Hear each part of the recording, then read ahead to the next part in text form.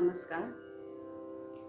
श्री गणेशाय नमः.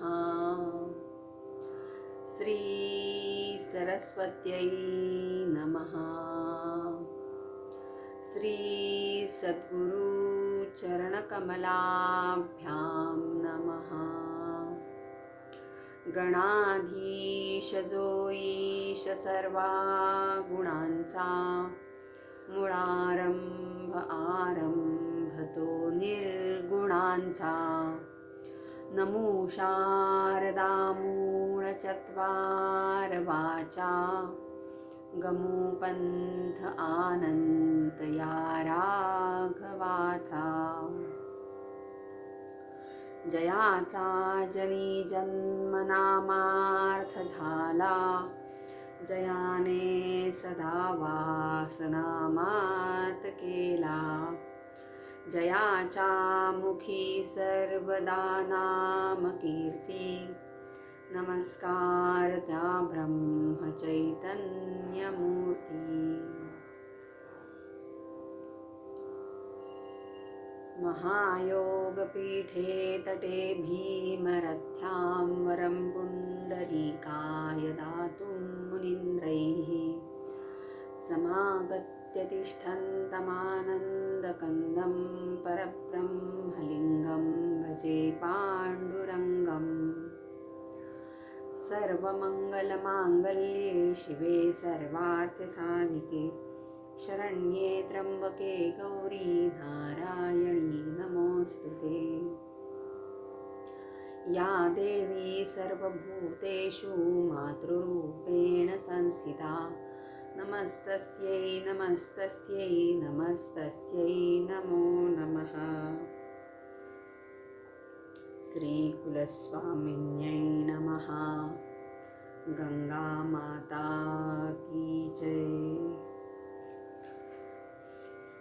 संतांची या परम उंच मनस्थलीसी, घेऊन जन्म जन पावन भक्ती तैसी.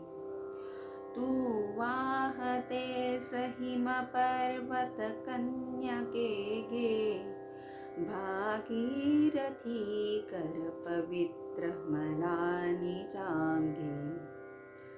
सामर्थ्यचे असते वेद रुचात सुप्त, जे प्रेम दिव्य परमेशरुदात गुप्त. ते मूर्त होत तव रूप धरो निवेगे, भागीरथी कर पवित्र मला निजांगी. संतप्त होत हर काल विषेतयासी, तू शांत विसी सुख शीतल शिखरांसी. तो शोणितो श्रीधरी तुझला सवेगे, भागीरथी कर पवित्र मला निजांगे. गोदावरी कलिमलापहारी पवित्रा, तूच कलिंद गिरिजा ब्रजरास सूत्रा. भीमे शिवे अमरजे झणी पावतुंगे, भागीरथी कर पवित्र मला निजांगे. श्री शारदे सम तुझे जल शुभ्रवर्ण, लक्ष्मी परी मधुर सौख्य समृद्धी पूर्ण. हा ओघ उग्र जणू नाचत कालिकागे, भागीरथी कर पवित्र मला निजांगे. पाहून पुण्य तपयत्न अशा गुणासी, जी पावती बहुत देव असे महीसी. तू माय वत्सल परी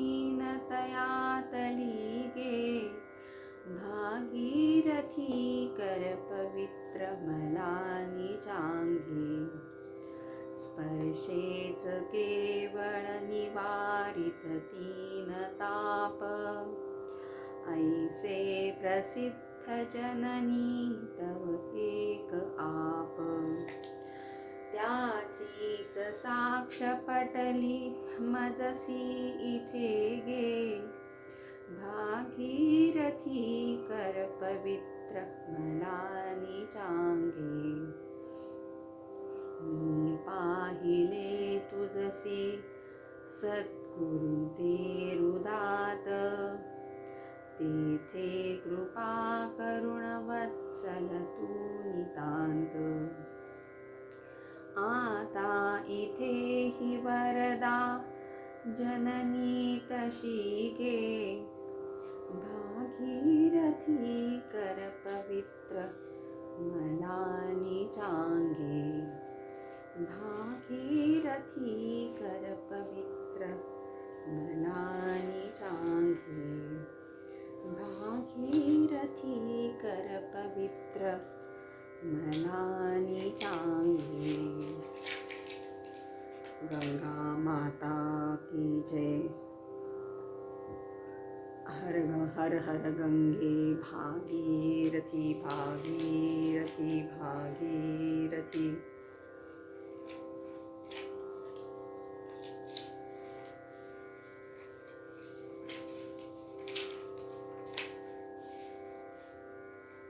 नगेभ्यो यान्तीनां कथयतटिनीनां कथमया, पुराणान् संहर्तुः सुरधुनीकपर्दोद्गिरुरुहे, कयाया श्रीभर्तुः पदकमलमक्षालिसलिलैः, तुलालेशो यस्यान्तव जननि दीयेत् कविभिः, नद्या शैलाहूनि किती न निघती तया क्षितितडी, वदावे शंभूच्या शिरी गुरुपणे कोण जडली, स्वतो ये कोणे श्री दैतचरणा लागी धुतले, जिये ते तो लावे तुझ अशीनलेशा प्रतिमिळे।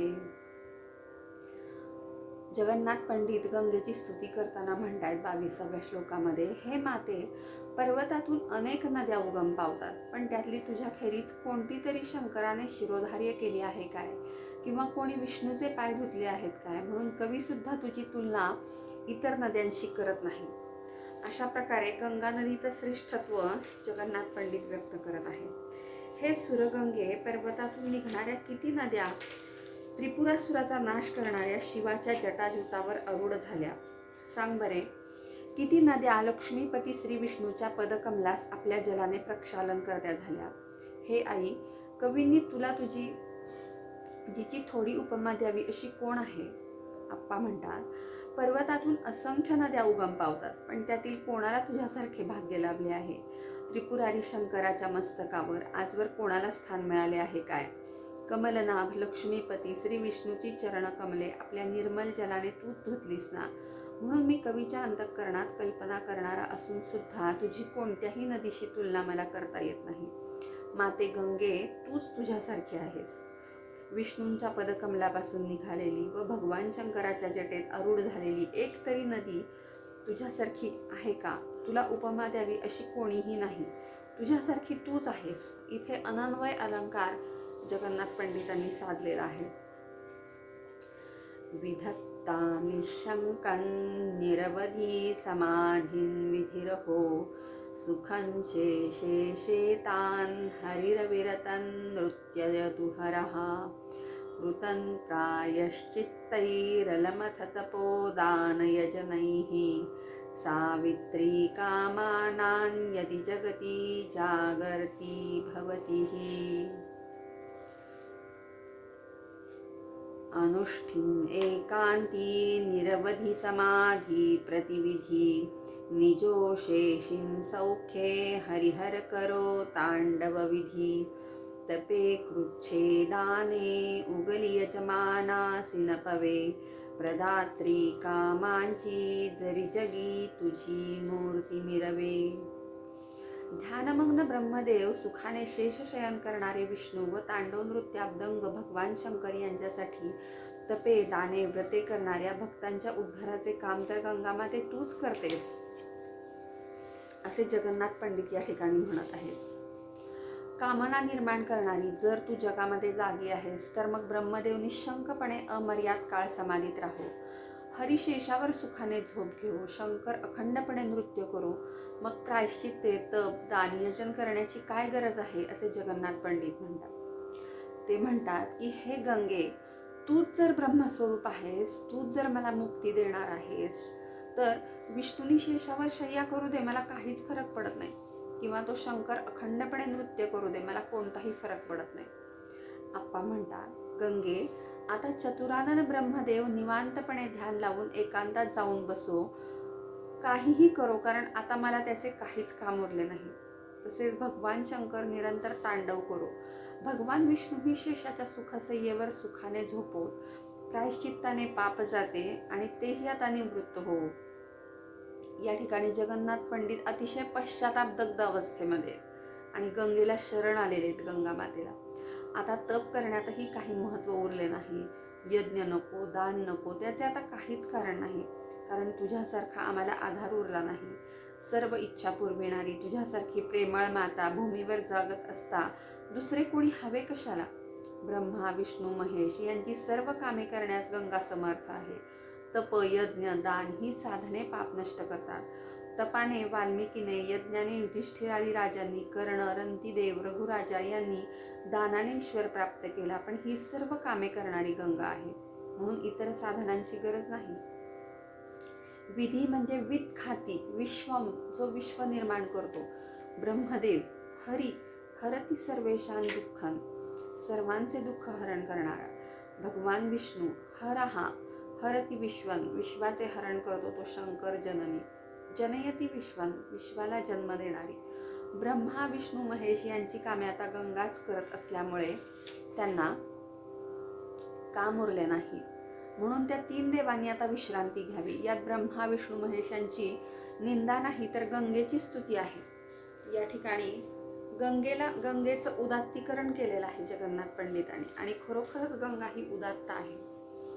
न्यायशास्त्राप्रमाणे नहि निंदा निंदितू प्रवर्तते किंतु विधेयकम स्तोतू. ही निंदा निंदेसाठी नाही, तर विधेयकाची स्तुती करण्यासाठी आहे. पुढच्या 24व्या श्लोकात जगन्नाथ पंडित म्हणतात, अनाथा स्नेहार्तान विगलितगतिः पुण्यगतिदाम पतन विश्वोत्थर्ती गदविगलितः सिद्ध भीष्मजं सुधा सिंधुं तृष्णाकुलितहृदयो मातरमयं शिशुः सम्प्रातस्त्वामहमिह विदध्यासमुचितम्. अनाथ स्नेहाळे गतिविहीन मी तू सुगती दा जगोद्धारा तू मी पतित गद मी तू अरिगदा सुधाब्धी तू मी जो तृषित ऐ तुझा शिशु असा तशा तू ते आलो शरणपथयोची उचितसा.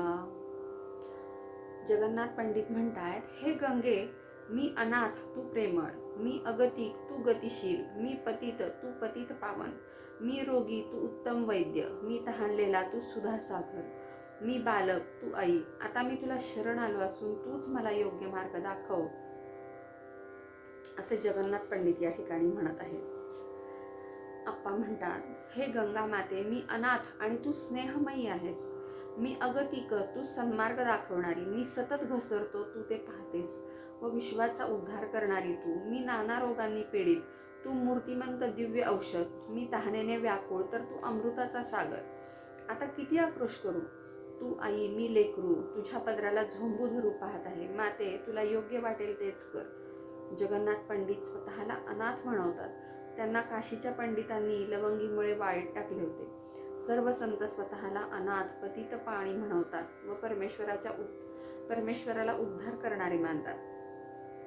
नामदेव महाराज सर म्हणतात, अनाथ अनाथ म्हणती माते, अनाथ नाथ म्हणती तू ते, पतित पतित म्हणती माते, पतित पावन म्हणती तू ते, दीन दीन म्हणती माते, दीनानाथ म्हणती तू ते, आर्त आर्त म्हणती माते, आर्त परायण म्हणती तू ते. आर्तता ही भक्तीतली अत्युच्च पायरी आहे आणि जगन्नाथ पंडित अतिशय आर्त भावेने मातेला हाक घालतायत. मग माता का नाही धावून येणार? नेमकी हीच भावना जगन्नाथ पंडिताच्या या श्लोकात आहे, म्हणजे आर्ततेची. ते म्हणतात, मी गती नसलेला आहे. औरंगजेब राज्यावर आल्यावर पंडिताची सर्व जहागीर जप्त करून त्यास निष्कासित केले. काशीतही कुणी थारा दिला नाही. कोठे जावे, गतीच कुंठली. मी पतित आहे. मुसलमानाची सेवा केली. लवंगी नावाच्या मुस्लिम स्त्रीचा संग घडला. ब्राह्मणाचा आचार खंडित झाला म्हणून ते स्वतःला पतित म्हणतात. मी रोगाने जर्जर आहे म्हणतात. या ठिकाणी रोग म्हणजे भवरोग आहे त्यांचा, शारीरिक रोग नाही. माझे हृदय तृष्णेने पीडित आहे. ही तृष्णा शरीराची नाही तर गंगाजलात समर्पित होऊन पुण्यगती मिळण्याची आहे. मी बालक, तू माता.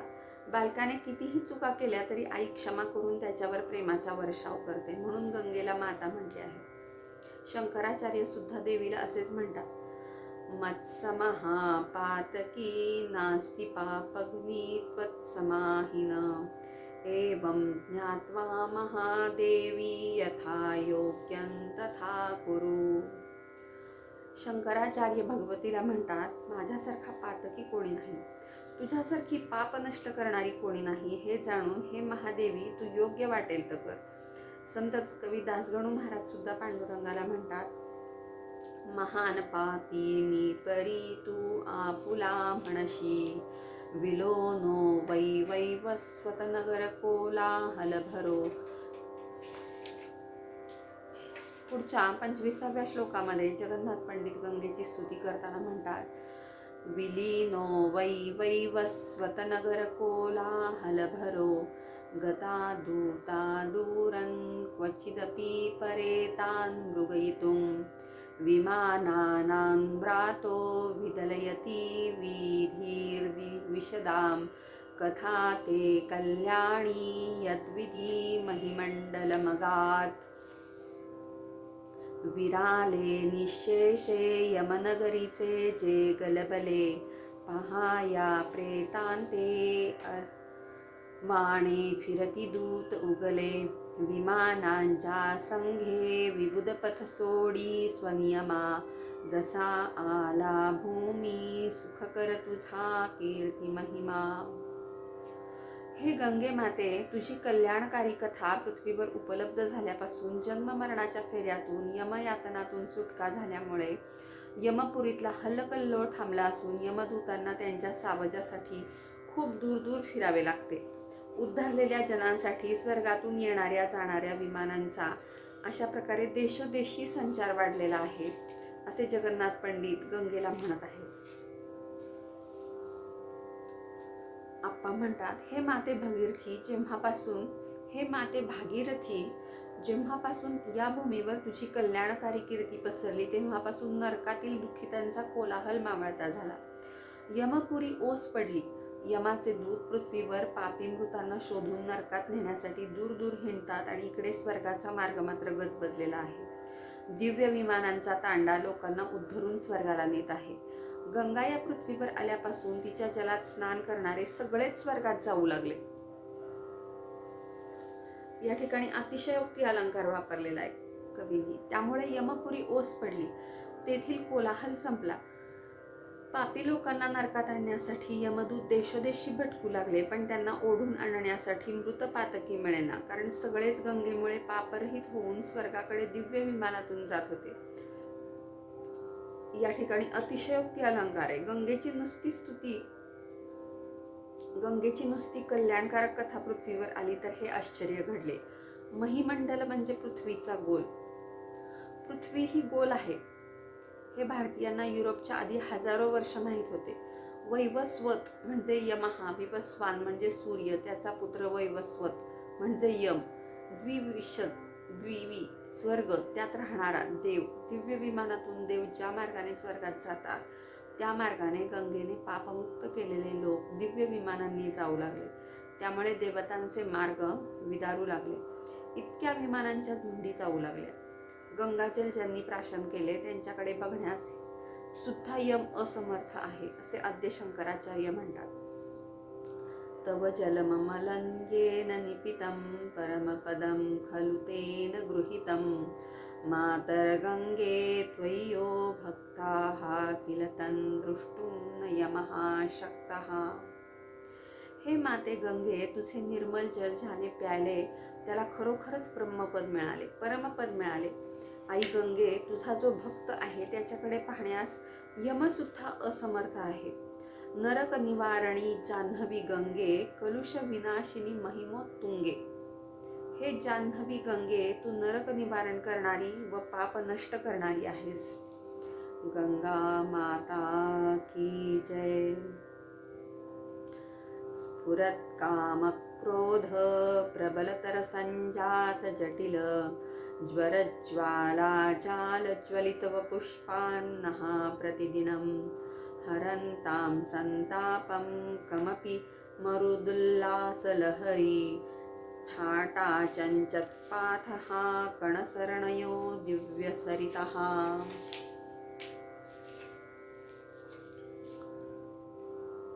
स्फुरे कामक्रोधज्वर बहुकरालार्चिकवनी जळे तेणे काया जननी आमुची ही प्रतिदिनी. मोहोर्मीच्या योगे उसळती तुझे तोय कणते तया संतापार्ते शमौत अहो देव सरिते. माझ्यातल्या कामक्रोधाधिक विकारांच्या कराल ज्वरांनी मी अगदी रोज होरपळून निघतो. तुझ्या लाटांचे तुषार वाऱ्याबरोबर येऊन माझ्या अंगावर पडतात तेव्हाच तो दाह शांत होतो, असे जगन्नाथ पंडित म्हणतात. गंगे, प्रतिदिन स्फुरण पावणाऱ्या कामक्रोधामुळे तीव्र असा ज्वर प्रबळपणे निर्माण होतो. त्याच्या ज्वालांचा समूह आमचे शरीर जाळतो. वाऱ्यांच्या उचंबळणाऱ्या लाटांच्या छटांनी ज्या तुषार पंक्ती उडतात त्या आमचा संताप दूर करत. आप्पा म्हणतात, कामक्रोधादी विकार चित्तात अनिवार भडकतात. त्यांच्या ज्वालांनी शरीर प्रतिदिन जळत राहते. हे दिव्य सरिते, त्यांची दाहकता वर्णिता येत नाही. सन्निपात ज्वराहून तो ज्वर असाध्य आहे. हा घोर विकाराचा वणवा तुझ्या जलाच्या तुषारांनी विझव, जे तुषार वायूमुळे भोवती उसळत आहेत. थोडक्यात, कामक्रोधाच्या विकारांनी माझे शरीर जळत आहे. तुझ्या लाटांचे तुषार वाऱ्याबरोबर माझ्या अंगावर पडून माझा दाह शांत करो. प्रतिदिन स्फुरण पावणारे कामक्रोध हे प्रबल आहेत. भगवान श्रीकृष्ण अर्जुनाला सांगतात, काम एष क्रोध एष रजो गुण समुद्भवः महाशनो महापाप्मा विद्धेनमिह वैरिणीं. हा काम, हा क्रोध रजोगुणातून निर्माण झाले आहे. तो महाखादाड, महापापी आहे. त्याला शत्रू मान. ज्ञानोबारायांनी कामक्रोधाचे केलेले वर्णन हे फारच भयंकर आहे. कामक्रोध हे प्रत्यक्ष यम आहे. हे ज्ञानरूपी ठेव्यावरचे भुजंग आहेत. विषयरूपी दरीतील वाघ आहेत. भजनरूपी रस्त्यावरचे मारणारे मांग आहेत. देहरूपी मुठ्या किल्ल्याचे मांग आहेत. इंद्रियरूपी गावाचे कुस आहेत. त्यांचे अविवेकादिकांच्या रूपाने जगावर मोठे बंड आहे. हे शस्त्र वाचून मारतात, दोरा वाचून बांधतात, ज्ञानी लोकांना पैज लावून मारतात. काम क्रोध सामान्य माणसाला ग्रासतात. एवढेच नव्हे तर ज्ञानी माणसालाही ते ग्रासतात. तुकाराम महाराज म्हणतात, काम क्रोध माझे लावियले पाठी बहुत हिंपुटी झालो देवा. क्राम क्रोधे नाही सांडिले आसन राहिले बसोन देहामध्ये. देवा, कामक्रोध तू माझ्या मागे लावलेस म्हणून मी निराश झालो. माझ्यातील कामक्रोधाने अजून आसन सोडले नाही. ते देहातच वस्ती करून आहेत. पंडित राज जगन्नाथ गंगेला हेच सांगतात, या कामक्रोधांच्या ज्वाळा माझ्या शरीराला अहोरात्र जाळत आहेत. तुझ्या लाटांच्या तुषारांनी त्या शांत हो.